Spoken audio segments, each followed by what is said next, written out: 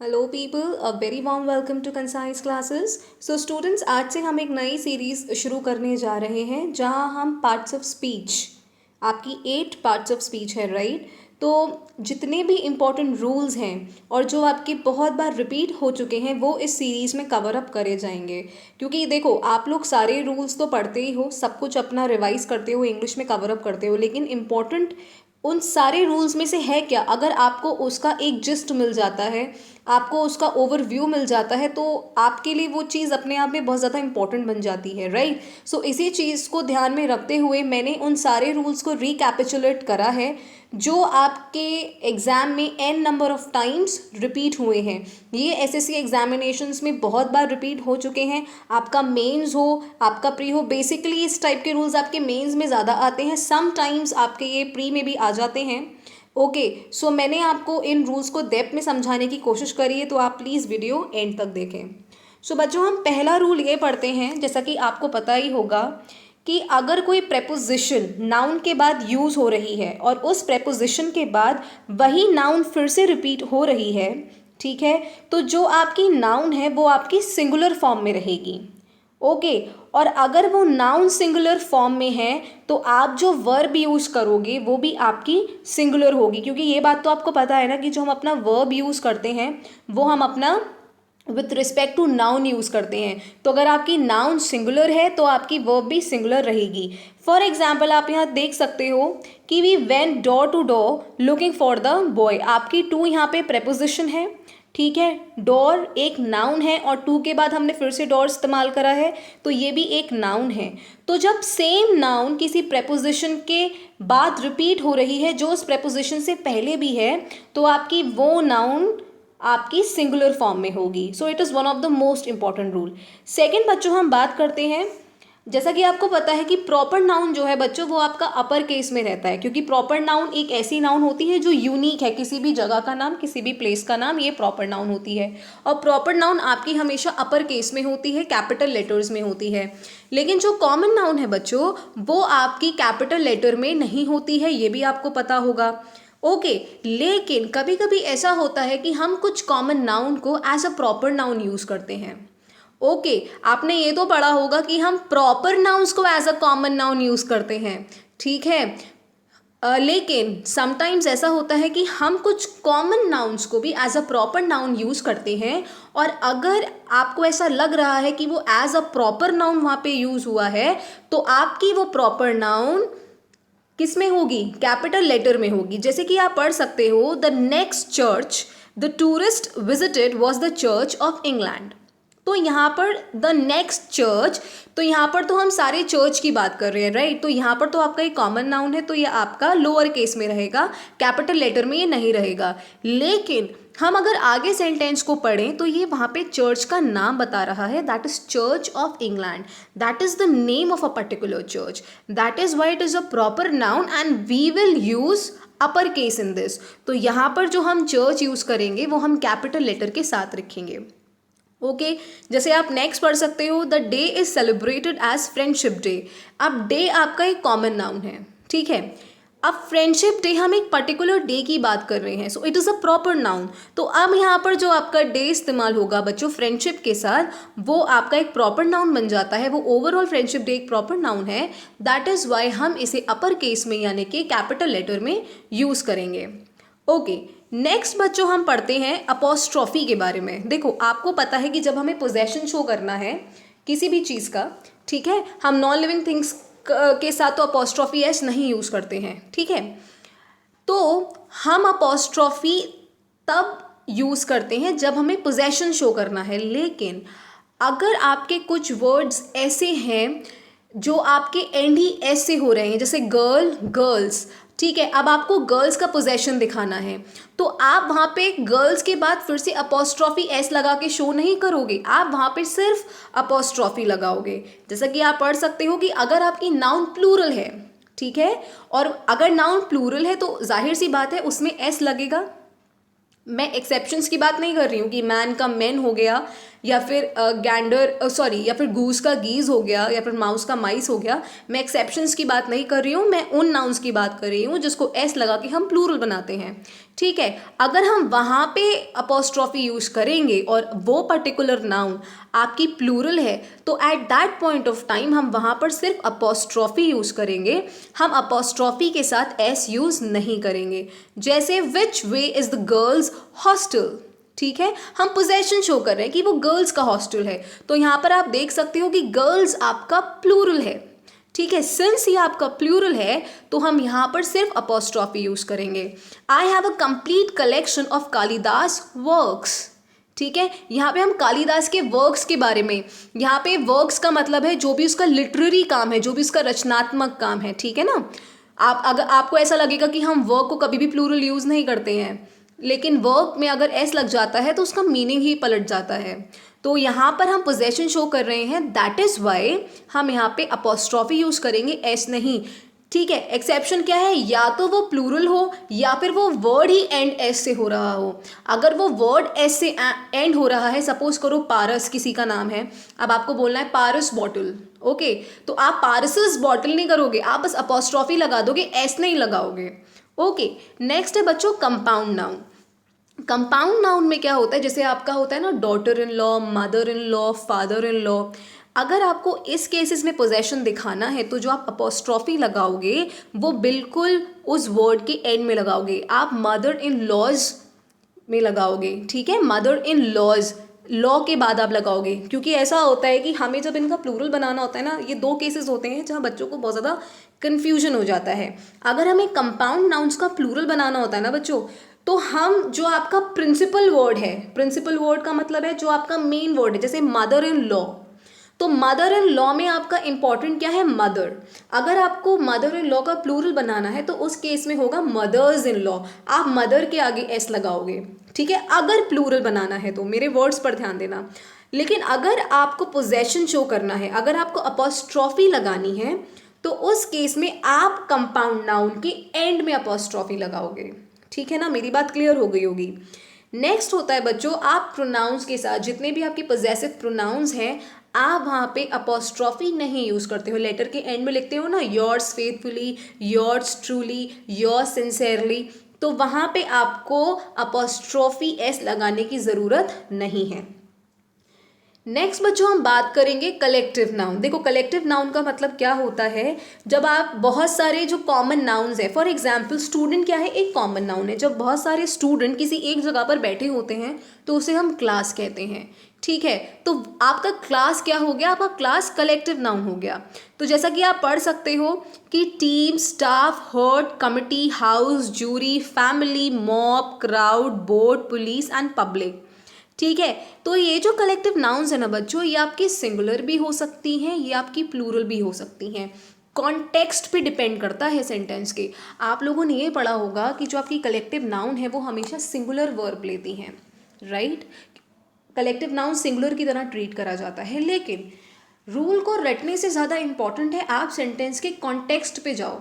अगर आप सेंटेंस के कॉन्टेक्स्ट पे जाओगे ना तो रूल को रटने की ज़रूरत नहीं पड़ेगी। अगर रटोगे तो आप कॉन्टेक्स्ट पे नहीं जाओगे, और अगर आप कॉन्टेक्स्ट पे नहीं जाओगे तो वहाँ पर जहाँ पर आपको प्लूरल वर्ब का इस्तेमाल करना है वहाँ पर आप सिंगुलर वर्ब यूज़ कर दोगे। ठीक है, क्योंकि आपको ये पता है कि कलेक्टिव नाउन आपकी सिंगुलर होती है, लेकिन ऐसा नहीं है।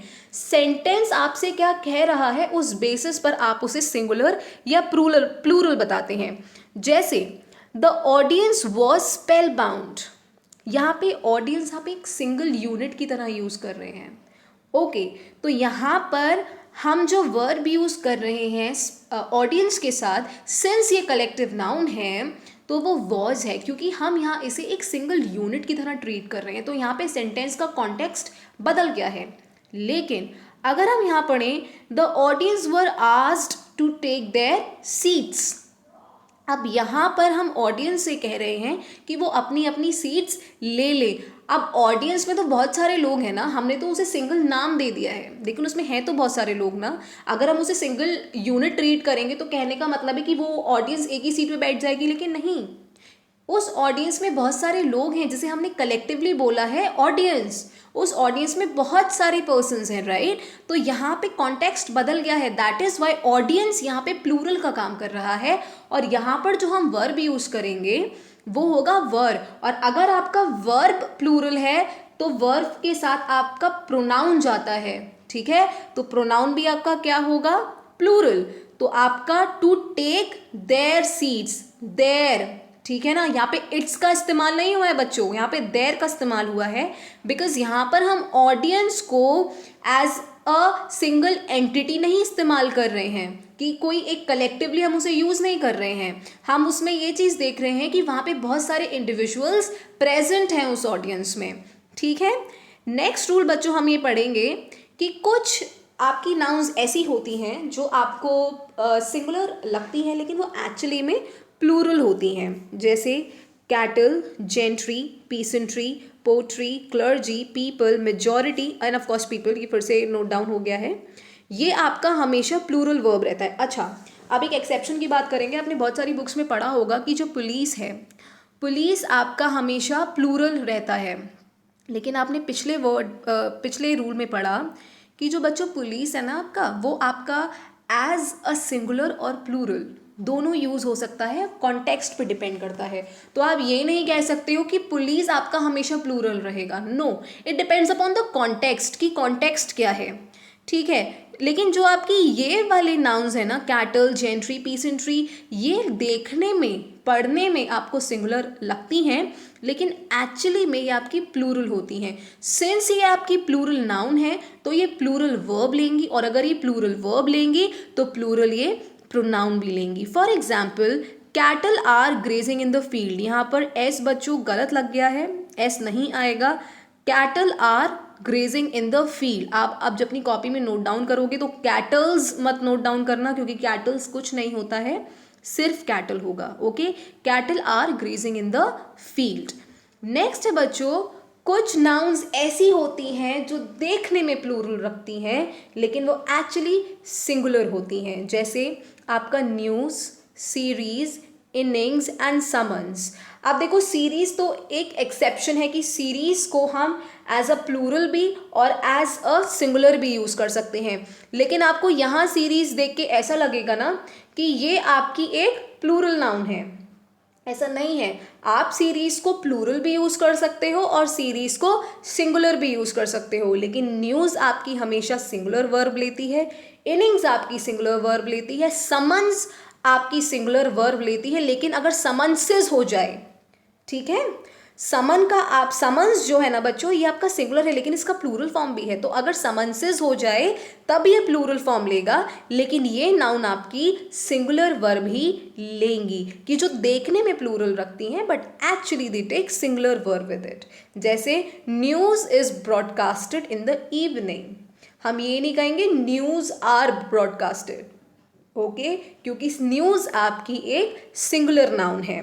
कुछ आपकी ब्रांचेस होती हैं लर्निंग की, जैसे आपके जो सब्जेक्ट्स होते हैं मैथमेटिक्स, फिजिक्स, इकोनॉमिक्स, स्टैटिस्टिक, ये सारे बच्चों आपके ये सिंगुलर नाउन माने जाते हैं, प्लूरल नहीं। अच्छा, एक चीज़ मैं आपको और बताती हूँ, जितनी भी आपकी आर्ट्स होती हैं या फिर साइंसेस होती हैं, ठीक है, जैसे ये जो डांस फॉर्म्स हो गई, आपकी जो आपकी साइंस, मैथमेटिक्स, फिजिक्स, इकोनॉमिक्स, ये आप अपनी कॉपी में नोट डाउन कर लेना कि ये एब्स्ट्रैक्ट नाउन्स होती हैं। जी हाँ, आपको ये किसी ने नहीं बताया होगा, लेकिन ये आपकी एब्स्ट्रैक्ट नाउन होती है। म्यूज़िक आपकी एक एब्स्ट्रैक्ट नाउन है, मैथमेटिक्स, फिजिक्स, इलेक्ट्रॉनिक्स, इकोनॉमिक्स, जितनी भी ये साइंसेस हैं, ये सब आपकी बच्चों एक एब्स्ट्रैक्ट नाउन है, ठीक है।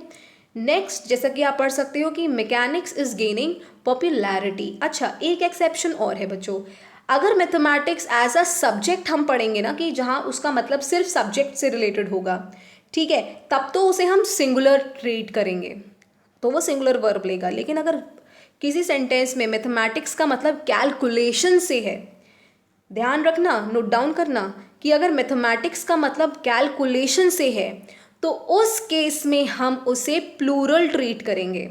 ठीक उसी तरह स्टैटिस्टिक्स अगर आपका हम सब्जेक्ट की तरह ट्रीट कर रहे हैं तो वो सिंगुलर है बच्चों, तो वो सिंगुलर वर्ब लेगा और सिंगुलर प्रोनाउन लेगा, अगर उसमें प्रोनाउन की ज़रूरत है तो। लेकिन अगर स्टैटिस्टिक्स का मतलब डाटा से रिलेटेड होगा, जिसे आप डेटा भी कहते हो, फिर data, I call it data, तो अगर वो एज अ डाटा ट्रीट होगा तब आप उसे प्लूरल ट्रीट करोगे, तो वो प्लूरल वर्ब लेगा एंड प्लूरल प्रोनाउन लेगा। ओके, कुछ स्पोर्ट्स होते हैं जैसे बिलियर्ड्स, एथलेटिक्स, एक्वेटिक्स या फिर जिम्नास्टिक्स। ये जितने भी आपके स्पोर्ट्स हैं बच्चों, ये भी आपके as a singular noun treat होते हैं। For example, athletics is encouraged among kids. कुछ डिजीज हैं, for example mumps, measles, rickets. Is mumps a contagious disease? हम यहाँ पे ये नहीं कह रहे हैं are mumps a contagious disease. Okay, title of books, कुछ बुक्स के टाइटल भी हैं जैसे द थ्री मस्किटर्स या फिर अरेबियन नाइट्स या फिर गुलिवर्स ट्रैवल्स। तो ये सारी जो चीज़ें हैं बच्चों, जो मैंने आपके सामने नोट डाउन करी हैं, आप अपनी कॉपी में से ज़रूर नोट डाउन करें, क्योंकि कुछ एक्सेप्शंस हैं जो आपको लगते एक्चुअली में प्लूरल हैं लेकिन वो होते सिंगुलर हैं। सो अगर वो सिंगुलर हैं तो वो सिंगुलर वर्ब लेंगे और सिंगुलर ही प्रोनाउन लेंगे। नेक्स्ट बच्चों हम बात करते हैं कि when a compound noun is made of numerical and acts as an adjective, it is used as a singular noun। कहने का मतलब है कि अगर किसी नाउन के आगे कोई न्यूमेरिकल यूज़ हो जाता है, कोई नंबर यूज़ हो जाता है, तब वो एक एडजेक्टिव का काम कर रहा होता है, तो उसे हम एक सिंगुलर नाउन की तरह ट्रीट करेंगे। For example, it is a 10 mile race. यहाँ पर जो आपका रेस है वो नाउन है, नाउन को जो क्वालिफाई कर रहा है वो एडजेक्टिव है जो उसके आगे लगा हुआ है, दैट इज़ 10 माइल। तो 10 माइल आपका एडजेक्टिव है और आपको पता है कि एडजेक्टिव कभी भी प्लूरल नहीं हो सकते हैं। रूल को रटो मत, सेंटेंस को समझो। जब सेंटेंस को समझोगे समझ में आ जाएगा कि यहाँ पर 10 माइल आपका एडजेक्टिव का काम कर रहा है, तो आपको पता लग जाएगा कि मुझे भाई माइल के आगे एस नहीं लगाना है। ठीक है, गिव मी अ 5 रुपी नोट। नोट आपका क्या है? एक नाउन है, इसको जो क्वालिफाई कर रहा है, जो इसकी एक स्पेशलिटी बता रहा है कि वो 5 रुपी नोट है, तो यहाँ पर 5 रुपी आपका एडजेक्टिव है and adjective can never be plural, that is why इसे हम as a singular noun treat करेंगे। ओके, सिंगुलर नाउन तो बच्चों हम समझाने के लिए कह रहे हैं, बेसिकली 5 रुपी आपकी सिंगुलर नाउन नहीं है, क्योंकि यहाँ पर ये एक एडजेक्टिव का काम कर रही है और एडजेक्टिव आपका कभी भी प्लूरल नहीं होता है। सो दैट इज वाई 5 रुपी यहाँ पे एक एडजेक्टिव है, तो यहाँ पर हम एस यूज रुपी के आगे नहीं करेंगे। नेक्स्ट है बच्चों, नाउन एक्सप्रेसिंग नंबर की बात करेंगे। फॉर एग्जाम्पल, आपके कुछ वर्ड्स होते हैं जैसे डजन, 100, 1000, स्कोर, पेयर, ग्रॉस, ठीक है, मिलियन, बिलियन, ये आपके कुछ वर्ड्स होते हैं बच्चों, ठीक है ना, कुछ ये न्यूमेरिकल एडजेक्टिव्स होते हैं। अगर इनके आगे आपके न्यूमेरिकल्स नंबर्स आ जाते हैं, जैसे गिव मी 2 डजन एप्पल, तो ये जो आपके वर्ड्स जो मैंने आपको बताए जैसे डजन, 100, पेयर, स्कोर, 1000, ग्रॉस, ये जितने भी वर्ड्स हैं ना बच्चों, ये आपके सिंगुलर रहते हैं, ये आपके सिंगुलर फॉर्म में यूज़ होते हैं। जैसे गिव मी 2 डजन एप्पल्स, ठीक, तो यहाँ पर जो हमने डजन यूज़ करा है ना, वो हमने एक नंबर के बाद यूज़ करा है। तो गिव मी 2 डजन एप्पल्स, तो हम इसे प्लूरल नहीं करेंगे। हम इसको फिर उसी तरह से समझ सकते हैं कि यहाँ पर एप्पल्स आपका नाउन है और एप्पल्स को क्वालिफाई कर रहा है एडजेक्टिव। कितने एप्पल्स हैं? 2 डजन। तो यहाँ पे 2 डजन जो है बच्चों आपका एक एडजेक्टिव का काम कर रहा है, ठीक है। Used in singular with numerical adjectives, यहाँ पे आपका एक सिंगुलर का काम कर रहा है, दैट इज वाई हम डजन के आगे एस नहीं लगाएंगे। आई गेव हिम 200 रुपीज, इसके आगे एक नंबर है 2, तो 100 के आगे हम एस नहीं लगाएंगे। ये भी बहुत इंपॉर्टेंट रूल है बच्चों, ये आपका मेंस में कई बार आ चुका है और अगर आप इसे दिमाग में बैठा लेते हो तो ये बहुत ईजी है और आप आसानी से अपने मार्क्स ग्रैब कर सकते हो, ठीक है। अब हम यहाँ पे कुछ फ्रैक्शंस की बात करेंगे। जैसे आपके कुछ वर्ड्स होते हैं जो पोर्शन को इंडिकेट करते हैं, जो किसी भी पूरे पार्ट के भाग को बताते हैं, किसी पोर्शन को बताते हैं, जैसे परसेंट हो गया, फ्रैक्शन हो गया, पार्ट हो गया, majority, small, all, none, remainder, ठीक है। अगर आपका प्रेपोजिशन का ऑब्जेक्ट सिंगुलर है तो आप सिंगुलर वर्ब यूज करोगे। अगर आपका प्रेपोजिशन का ऑब्जेक्ट प्लूरल है तो आप प्लूरल वर्ब यूज करोगे। सेंटेंस से समझते हैं, आसानी से आएगा। जैसे 1/3 of the city is unemployed. यहाँ पे सिटी की बात हो रही है, ठीक है। यहाँ पे आपका जो प्रेपोजिशन ऑफ है उसका ऑब्जेक्ट है सिटी, तो यहाँ पे सिटी की बात हो रही है और सिटी आपका सिंगुलर है, सिटीज़ नहीं है, सिटी आपका सिंगुलर है। तो हम जो वर्ब यूज़ करेंगे वो होगा बच्चों is, that is singular. 1/3 of the people are unemployed, people आपका क्या है, प्लूरल है, ठीक है। तो जो हम वर्ब यहाँ पे यूज़ करेंगे वो करेंगे plural, that is are. So I hope आपको ये रूल भी समझ में आ गया होगा। नेक्स्ट है बच्चों जहाँ हम स्प्लिट पोजेशन की बात करेंगे। जैसे आप पढ़ सकते हो कि Sumit's and Raghav's mothers are coming to meet the teacher. देखो जब कभी इस तरह से आपके सामने सेंटेंस आता है जहाँ जो दो नाउन्स हुई हैं उन दोनों में अपोस्ट्रॉफी का यूज़ हुआ है, कि सुमित के आगे भी अपोस्ट्रॉफी एस का यूज़ है, राघव के आगे भी अपोस्ट्रॉफी एस का यूज़ है, तो इसे हम कहते हैं स्प्लिट पोजेशन। यानी कि एक ही सेंटेंस में हम दोनों की माओ को जो प्रेफर कर रहे हैं, जो रेफर कर रहे हैं, वो हम एक ही वर्ड से बता रहे हैं, ठीक है। कि Sumit's and Raghav's mothers are coming to meet the teacher, यहाँ पर दो मदर की बात हो रही है, दो मदर्स की बात हो रही है, एक है सुमित की और एक है राघव की, ठीक है। तो ये कहलाता है बच्चों आपका स्प्लिट पोजेशन, ठीक है। जब दोनों नाउन्स में आपका अपोस्ट्रॉफी एस लगा होगा तो कहने का मतलब है जो इसके आगे नाउन आएगी वो आपकी बच्चों प्लूरल फॉर्म में होगी।